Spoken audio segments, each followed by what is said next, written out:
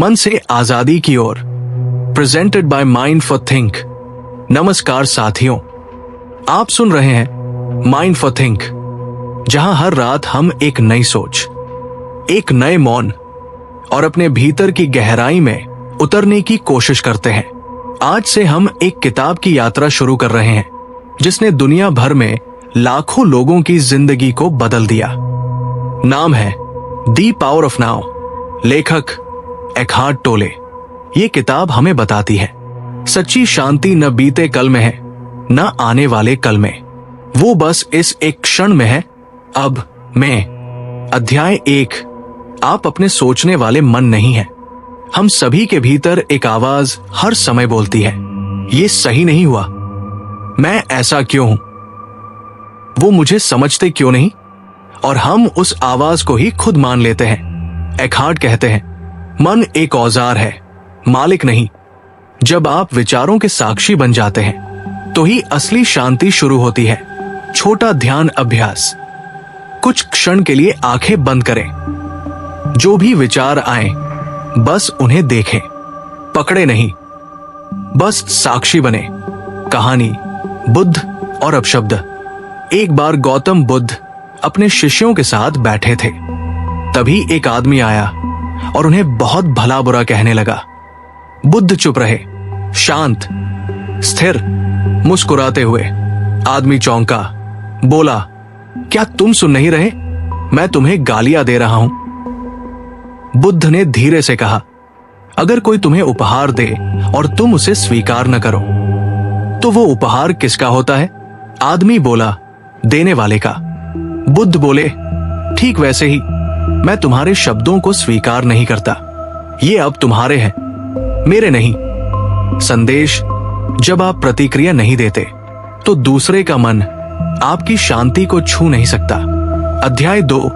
बीते कल और आने वाला कल भ्रम है। हमारा मन या तो पछतावे में जीता है या डर में। पर एकहार्ट कहते हैं, पास्ट एक स्मृति है, फ्यूचर एक कल्पना।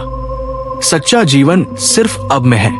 जब हम अब में होते हैं तो दुख और डर दोनों गायब हो जाते हैं। अध्याय 3। Pen body. हमारे भीतर का दबा हुआ दर्द। जब बचपन से, रिश्तों से, समाज से मिले छोटे बड़े घाव दबा दिए जाते हैं तो एक पेन बॉडी बनता है जो समय समय पर सक्रिय होता है। चिड़चिड़ापन, अचानक दुख, आत्मस्वीकृति। उसे दमन मत करो, बस देखो। एकहार्ट कहते हैं, अवेयरनेस इज द हीलिंग। अध्याय 4। ईगो नकली मैं। हम अपने मैं को चीजों से जोड़ते हैं।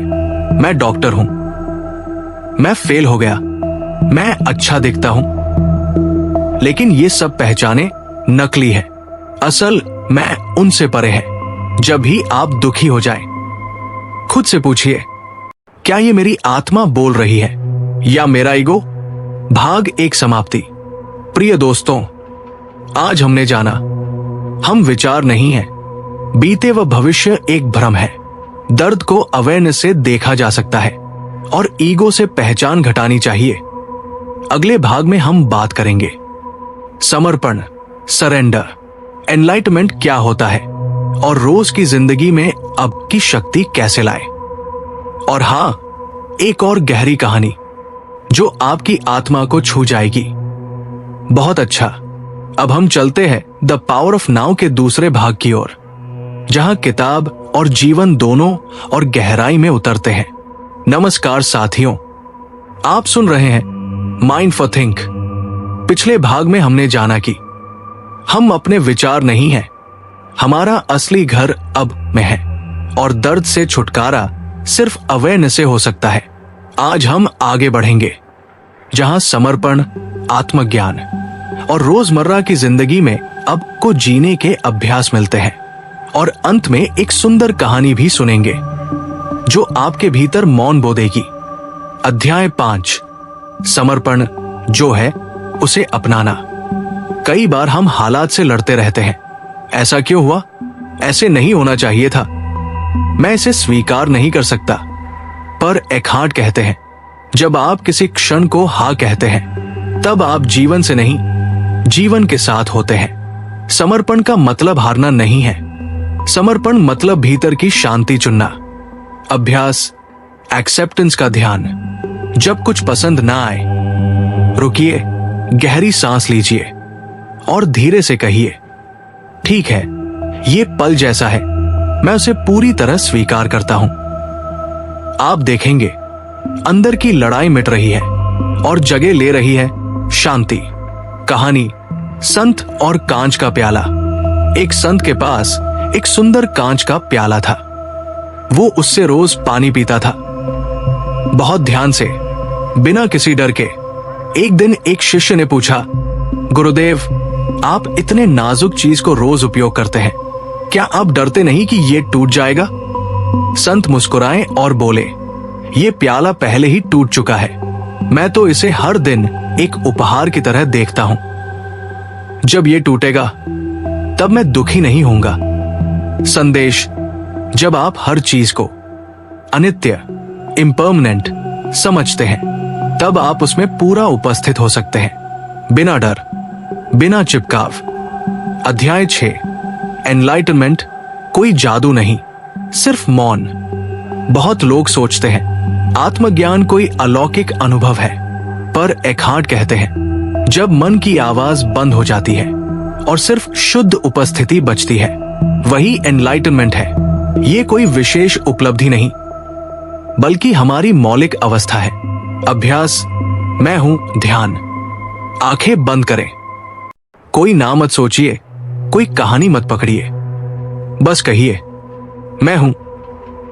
कोई और शब्द नहीं, सिर्फ मौन में डूब जाइए। अध्याय 7, शरीर और अब के बीच का पुल। जब आप अपने शरीर की सेंसेशंस को महसूस करते हो, हथेलियों की गर्मी, सांस की गति या पैर की जमीन से टकराहट, तो आप विचारों से नीचे उतरते हैं। शरीर हमेशा अब में होता है। जब आप शरीर से जुड़ते हैं, आप माइंड की पकड़ से आजाद होने लगते हैं। अध्याय 8, रोज की जिंदगी में नाव। एखार्ट कहते हैं स्पिरिचुअलिटी का असली परीक्षण रोज की जिंदगी है।